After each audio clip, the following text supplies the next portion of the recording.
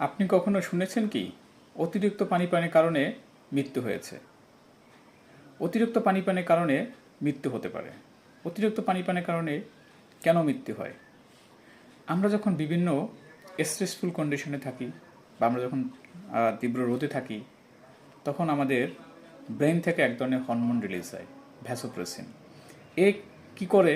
এ কিডনিকে সংকেত পাঠায় যে তুমি পানি সংরক্ষণ করো। এখন আপনি যখন বাহির থেকে হঠাৎ করে আসলেন, আপনার তীব্র পানি পিপাসা লাগলো, আপনি কি করলেন?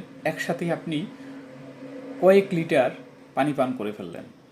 এমনকি 1 ঘন্টার মধ্যে আপনি বা 2-3 ঘন্টার মধ্যেও বেশ কয়েক লিটার পানি পান করে ফেললেন। কিন্তু আমাদের কিডনি যে পানি এক্সক্রিয়েট করে, তার একটা ক্যাপাসিটি আছে। সেই ক্যাপাসিটিটা কি?